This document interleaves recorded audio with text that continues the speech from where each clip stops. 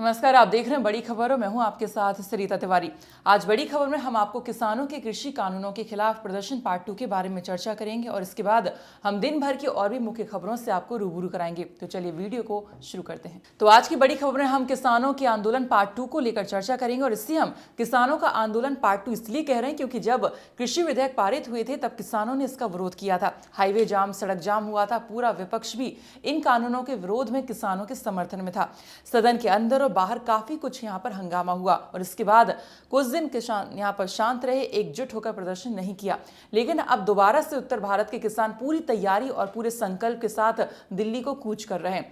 कृषि कानूनों के खिलाफ करीब 500 किसान संगठनों से जुड़े जो किसान हैं वो दिल्ली कूच कर रहे हैं। पंजाब से दिल्ली की ओर आ रहे किसानों को हरियाणा बॉर्डर पर रोका जा रहा है। प्रशासन वहां पर मुस्तैद है। आपको बता दें, किसानों से लाउड स्पीकर से वापस जाने की अपील भी की जा रही। बताया जा रहा है कि अंबाला पटियाला बॉर्डर पर हालात काफी तनावपूर्ण हो गए। यहाँ पर जो किसान है और पुलिस से इनके बीच झड़प हुई है। काफी तनावपूर्ण माहौल यहाँ पर बना हुआ है। किसानों को रोकने के लिए हरियाणा में अब 24 घंटे के लिए सुरक्षा बल तैनात किए जा चुके हैं।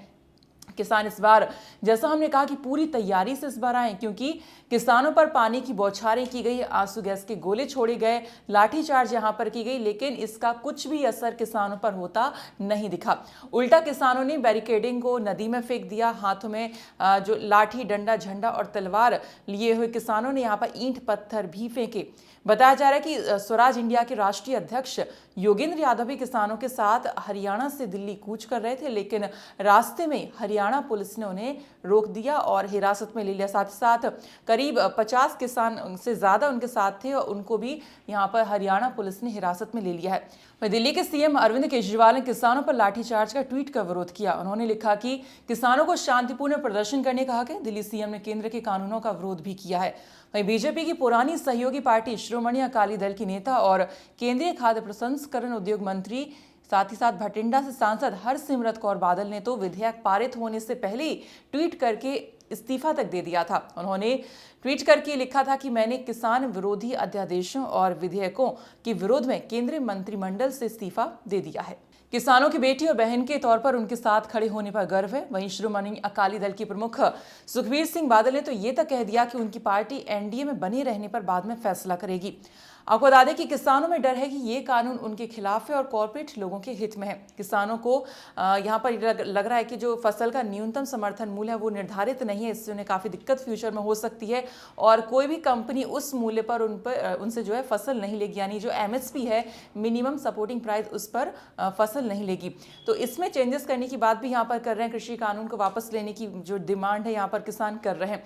आपको बता दें कि जो कृषि विधेयक सदन में पारित किए गए थे उनके अनुसार किसान एपीएमसी मंडियों के बाहर किसी को भी अपनी उपज बेच सकता है जिस पर कोई शुल्क नहीं लगेगा। इन बिलों में खेती करने के लिए और उत्पादन को खरीदने के लिए 2 या 3 पक्षों के बीच अनुबंध यानी कि कॉन्ट्रैक्ट को मान्यता दी गई है। अनुबंध एक फसल या 1 साल से लेकर अधिकतम 5 साल के लिए किया जा सकेगा। यदि अनुबंध की अवधि 5 साल से अधिक होगी तो आपसी सहमति से निर्धारित की जा सकेगी।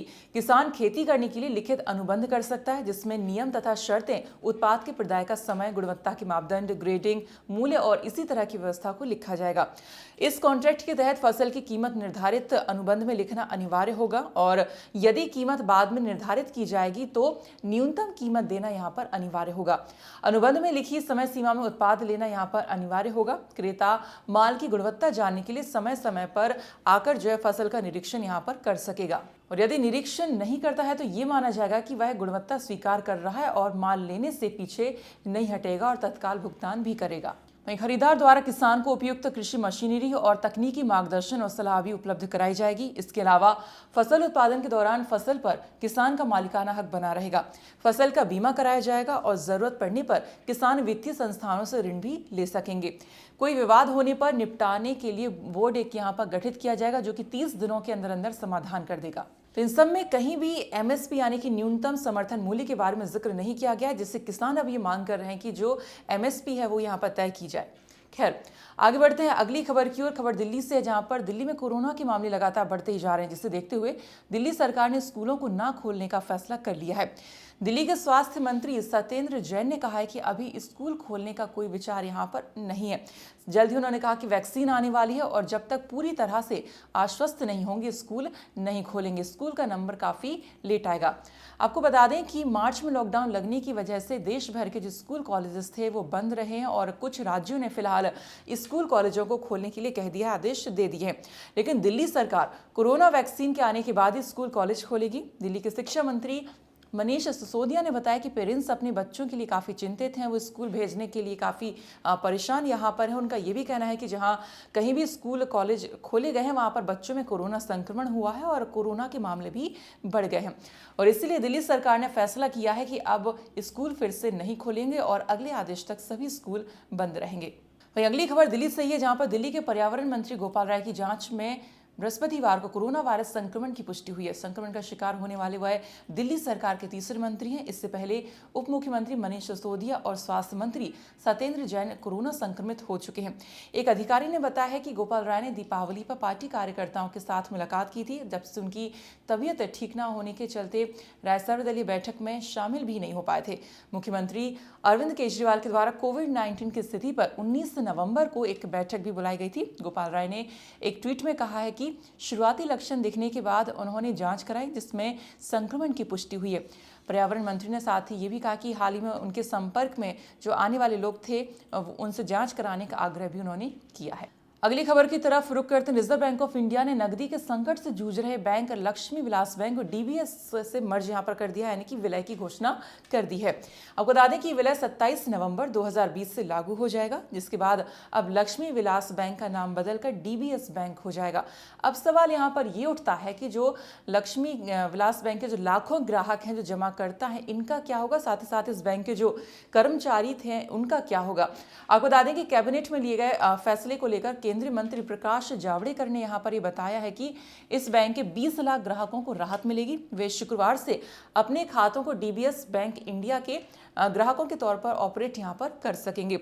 लक्ष्मी विलास बैंक के जमाकर्ताओं को उनका पूरा पैसा वापस मिल जाएगा और जो जमा रखना चाहते हैं वो इस बैंक में अपना पैसा जमा रख सकते हैं, उन्हें कोई दिक्कत नहीं होगी।